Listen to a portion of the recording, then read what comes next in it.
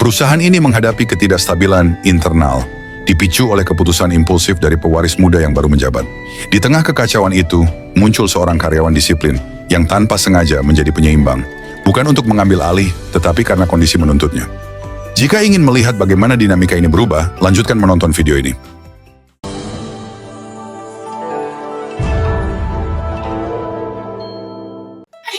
Tunggu dong, ini jasnya belum dipakai. Gimana sih? Ayo, ayo.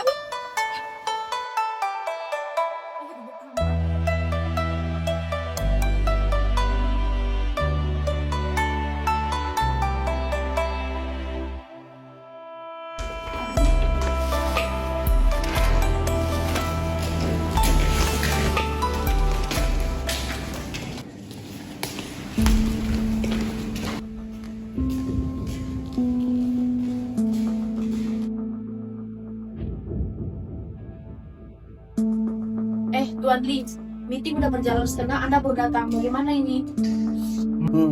Lanjutkan saja rapatnya, oke? Agenda hari ini apa ya? Jangan bikin aku bosan ya. Saya kan rencana, kami tadi beberapa ada urusan yang rumit sekali. Oke, di sini Tuan Lee akan memberikan laporan pada bulan ini di mana profit turun 12%.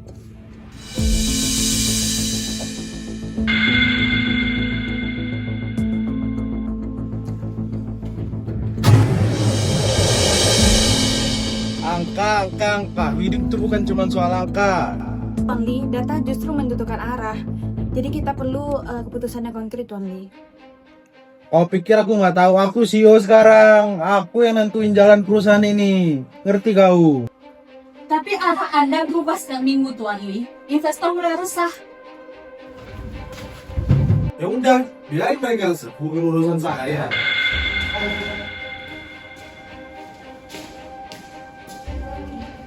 Pemilik perusahaan yaitu ayah Li Wei yang bernama Mr. Han pun muncul dari permukaan untuk menyelesaikan masalah ini.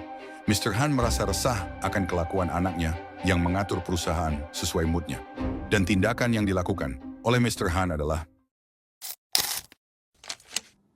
Aku bangga padamu, tapi aku juga takut.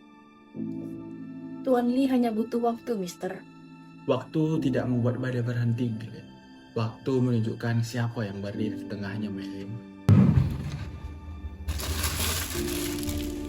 Ini laporan kerja Chan Yu. Aku ingin kau mengamatinya lebih dekat, tapi tanpa sepengetahuan Li Wei. Jadi, Tuan berpikir Chan Yu? Iya, apa yang ada di pikiranmu benar. Jangan beritahu siapapun, apalagi Zara Lim. di balik Mr. Han yang resah, ternyata sang anak yaitu Li Wei memikirkan dirinya sendiri dan juga perusahaannya. Ternyata Li Wei sudah mulai sadar apa yang dilakukan oleh perbuatannya. Dia merasa sedih dan tak sanggup menerima beban sebesar ini oleh sang ayah. Oleh karena itu, keputusan Li Wei adalah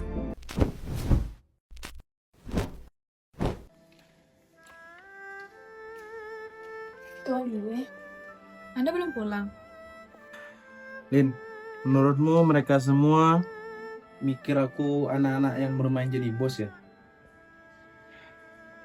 Kadang, mereka hanya ingin diyakinkan bahwa Anda bisa dipercaya. Kau juga begitu? Saya hanya ingin perusahaan ini tidak hancur, Tuan.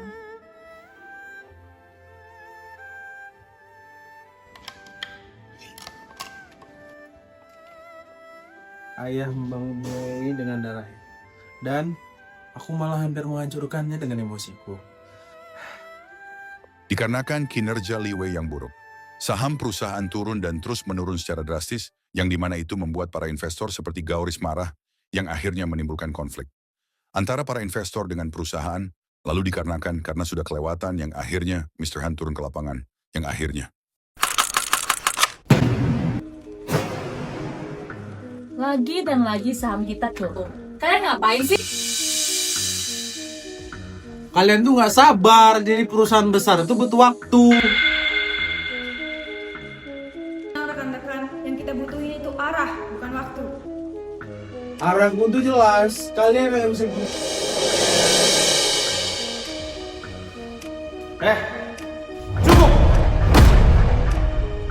Aku memberimu perusahaan ini bukan untuk jadi bahan mainan egomu.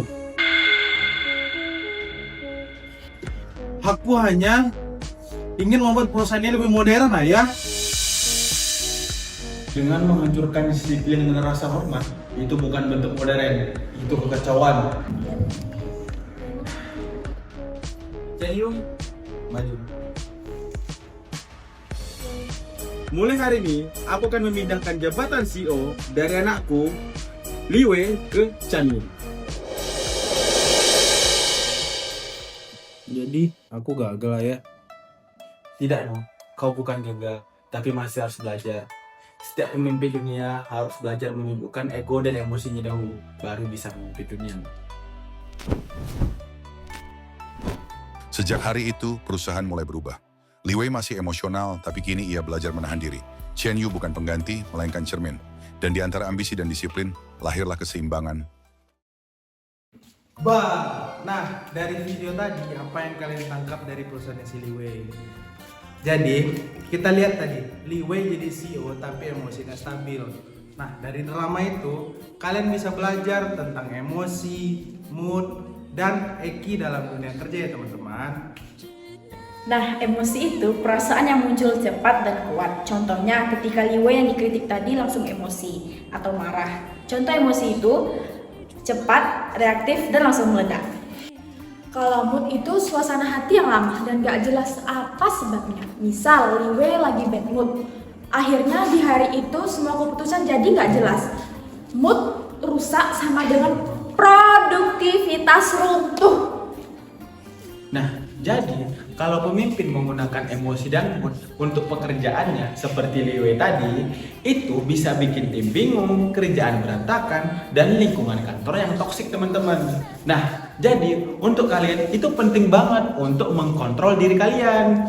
Bedanya dengan Chen Yu, dia memiliki emotional intelligence yang tinggi. Emotional intelligence yang tinggi itu kemampuan dalam mengerti, ngerasa, serta mengatur perasaan diri sendiri serta orang lain. Jadi dengan kita memiliki emotional intelligence, kita akan tetap tenang, fokus, serta profesional. Gitu teman-teman. Komponen EQ dan penutup. Komponen EQ itu yang pertama, kenali emosi diri. Yang kedua, kontrol diri. Yang ketiga, motivasi. Yang keempat, empati.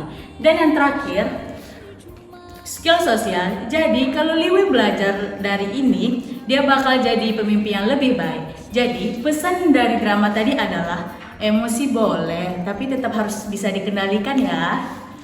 Jadi teman-teman, Belajar emosional dan inteligensi atau EQ, Bikin hidup makin stabil, kerja makin profesional. dan gak jadi bos yang labil. Halo teman-teman, aku Liwei. Aku mau belajar EQ dulu ya. Good job.